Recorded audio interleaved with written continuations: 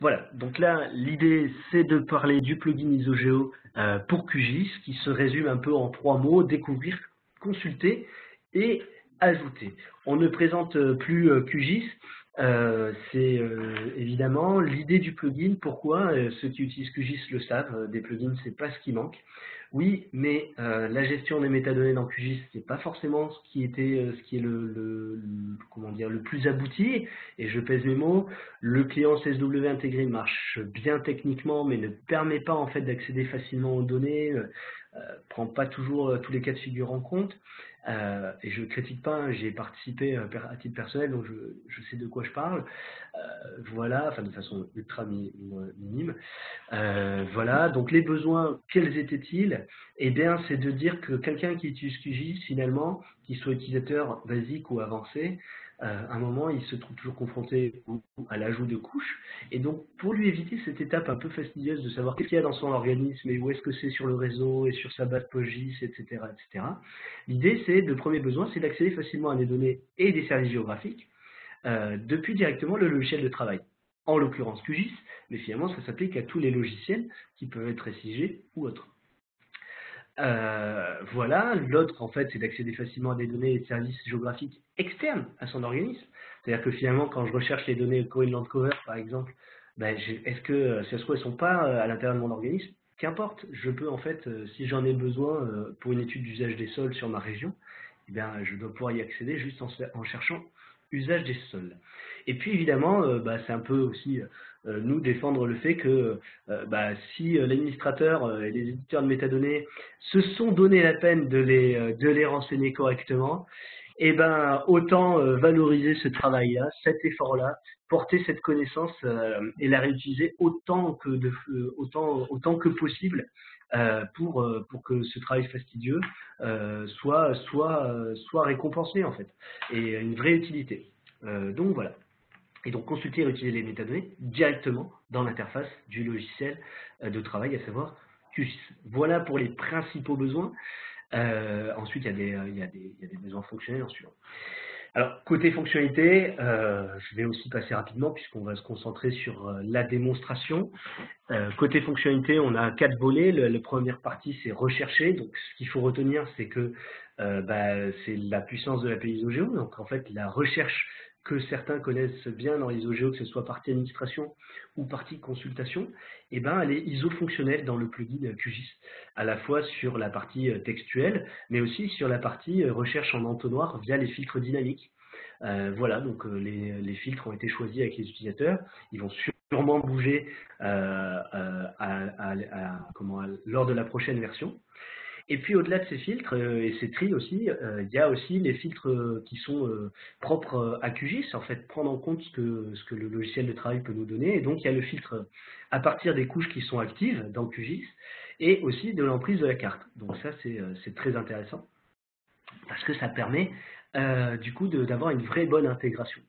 Voilà, on a aussi l'air de rien dans cette interface de recherche, le même principe d'IsoGeo, c'est je fais ma recherche, j'essaye d'avoir le minimum de nombre de résultats, histoire d'avoir vraiment un entonnoir, et puis j'affiche et je consulte. Alors consulter, justement, là on parle de consulter la métadonnée, donc qui est complète, qui est présentée de façon intéressante, et qui a aussi un raccourci direct vers son interface d'édition. Mais la métadonnée, c'est pas du tout comment dire, c'est juste un moyen, c'est pas la fin du plugin, ni des outils IsoGeo. Et donc la fin, c'est quoi? C'est le but, c'est d'ajouter les données. Alors, elles peuvent être de 3 types. Elles peuvent être sous forme de fichiers, donc quand elles sont accessibles localement, soit sur l'ordinateur de la personne, soit sur le réseau local. Donc c'est pour ça que j'ai pris la peine de me connecter en VPN, c'est pour pouvoir vous démontrer ça. Les tables PostGIS qui ont été scannées par IsoGeo, et pour lesquels en fait QGIS a déjà accès, puisqu'évidemment l'API ne transmet pas d'identifiant de connexion, sinon, sinon les DSI nous auraient bannis à jamais du Royaume de France et de Navarre, et même d'ailleurs.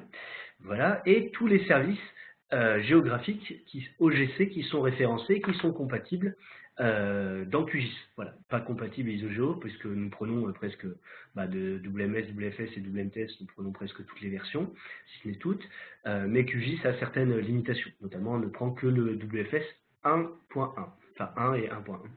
Voilà, bon, c'est un peu plus complexe que ça, mais je ne vais pas rentrer dans les détails. Et dans l'autre fonctionnel, c'est l'autre volet, dernier volet, c'est toutes les petites fonctionnalités qui font qu'on essaye de rajouter, pas forcément du sucre, mais de la facilité d'utilisation.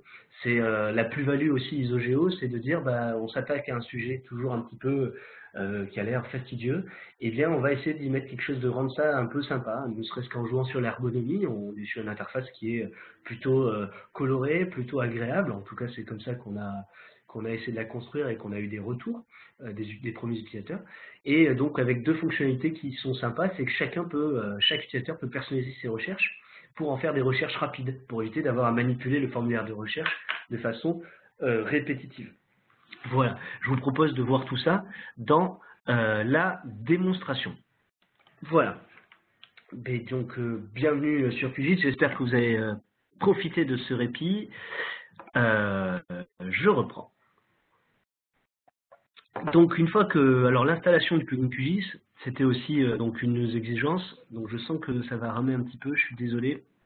Mon ordi étant ce qu'il est, c'est quelque chose qu'on recherche voilà, via l'installation. Alors moi j'ai plusieurs versions, parce que du coup je suis en charge du développement, donc je vous passe les détails, mais vous pouvez télécharger l'extension via le menu extension de QGIS. Voilà. Ensuite il y a un petit icône Isogeo qui apparaît ici ou dans le menu. Voilà. C'est un widget donc sous forme de volet que vous pouvez bouger. Par exemple, moi j'aime bien aussi le mettre du côté du widget des couches là, voilà. Comme ça, il se met à côté en même temps que l'explorateur et puis voilà. Mais pour le webinaire, je vais rester calme et rester là où il apparaît en premier. Alors, comment il se présente? Tout d'abord, une fois que, pareil, vous l'aurez authentifié, donc il y a des clés d'authentification voilà, via une petite interface. Une fois authentifié, vous avez donc en fait cette interface-là qui apparaît.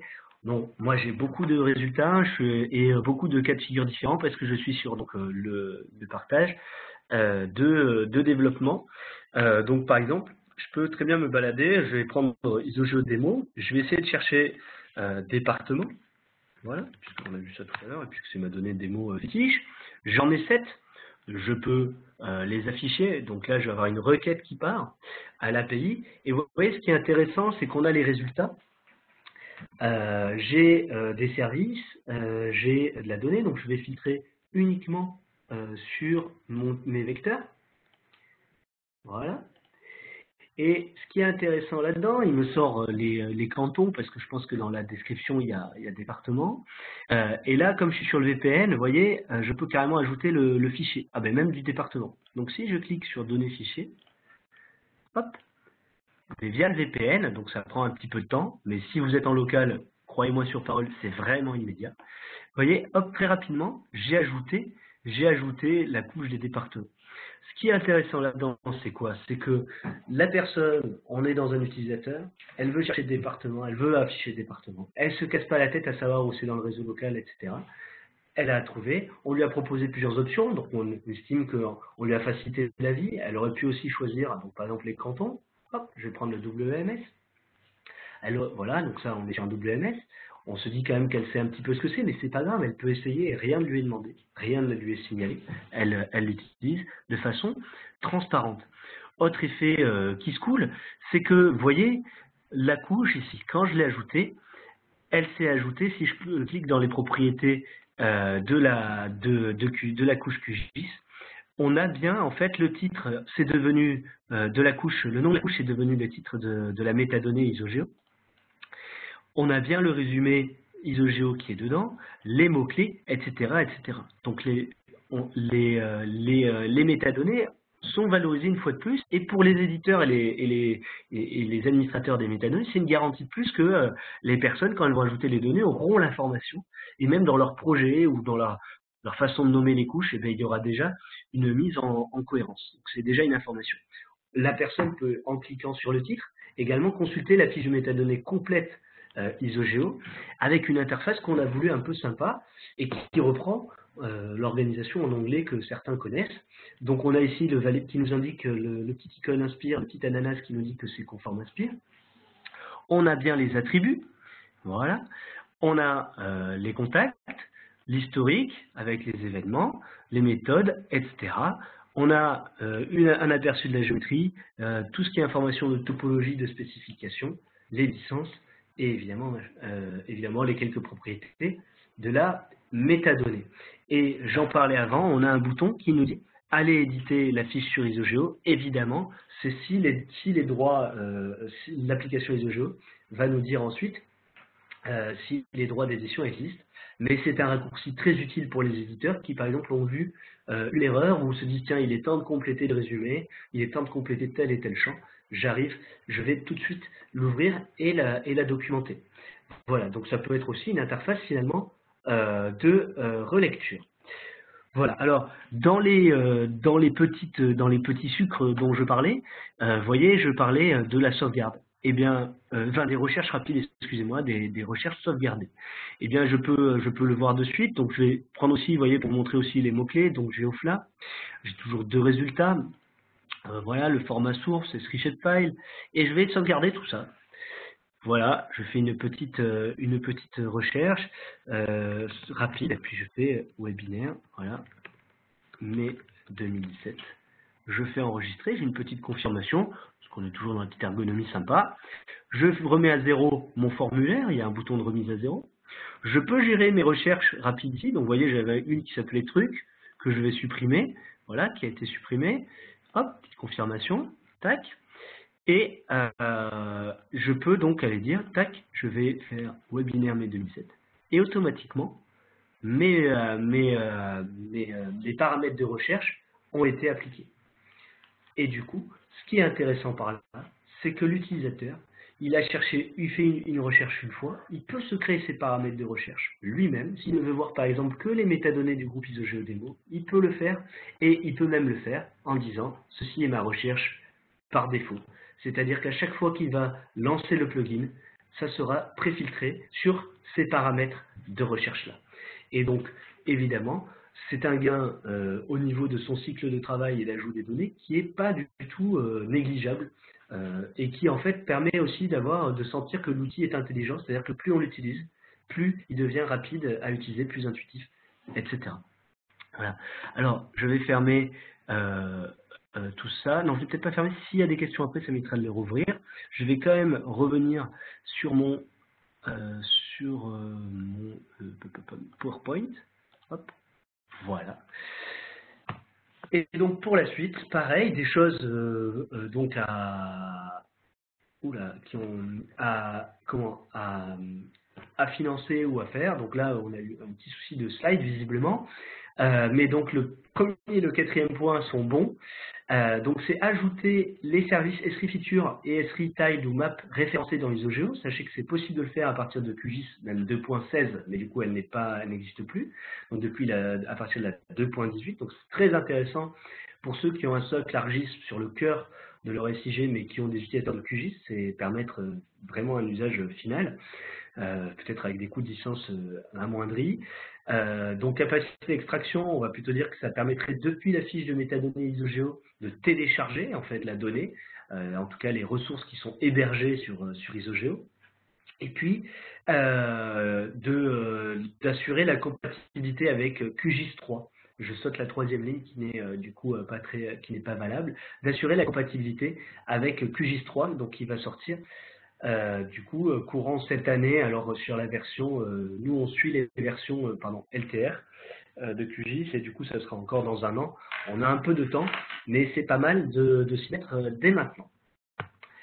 Voilà, j'arrive au bout de ma démonstration. Est-ce que vous avez des questions? Il y a un module de questions-réponses qui est dédié, il y a aussi le chat, donc faites comme vous le sentez. Voilà.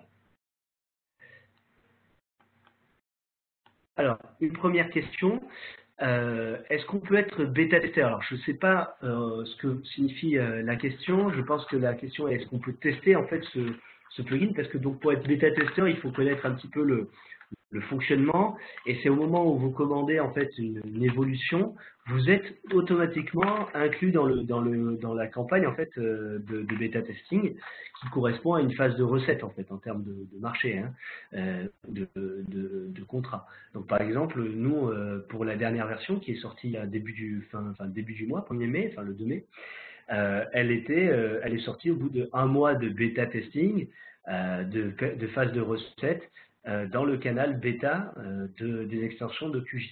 Voilà. Et pendant ce temps, il y a des retours, tout est ouvert sur le GitHub. Voilà.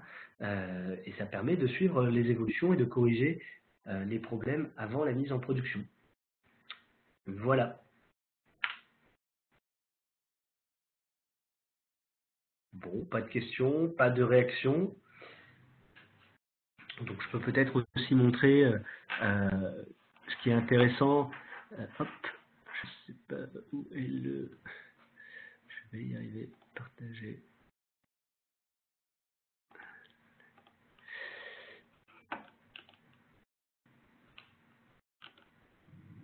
Alors, hop, donc j'ai pas de questions.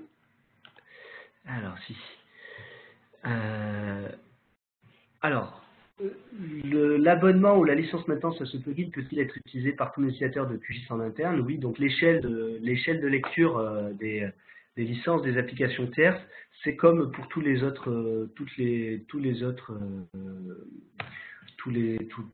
modules un peu ISO-Géo ou les principaux, c'est à l'échelle de votre organisme, de votre patrimoine de données. Donc si vous êtes si par exemple vous êtes tel agglo, vous achetez le plugin QGIS, quand vous êtes abonné au plugin QGIS pour ISO-Géo, c'est pour tous les utilisateurs, que vous soyez 3 ou que vous soyez 300. En revanche, si vous êtes sur une dynamique territoriale IDG et qu'il faut que ça soit couplé à l'option territoriale, et là qui permet ensuite, donc selon la taille en fait du nombre d'acteurs, en fait, il y a des prix qui varient un petit peu, des conditions qui varient. Voilà. Donc, je vous montre juste effectivement en ligne voilà, comment on peut déclarer des problèmes, des évolutions. Voilà, c'est une discussion assez ouverte. Le code est évidemment open source. Donc j'ai pas d'autres questions. Voilà. Eh bien écoutez, il est 46, j'avais commencé à 15h01, j'avais 45 minutes. Je vais donc conclure ce webinaire maintenant. Hop, voilà. Et c'est pour vous dire donc merci d'y avoir assisté. Merci si vous êtes intéressé, n'hésitez pas à nous contacter. Et si vous avez des questions, si je n'ai pas été assez clair, revoyez d'abord l'enregistrement, allez lire la documentation, et puis venez me poser vos questions. Il n'y a pas de problème, que ce soit par mail ou par téléphone. Voilà, merci à tous et à toutes celles qui ont assisté. Merci à ceux qui me font des remerciements, ça fait toujours plaisir. Et à bientôt.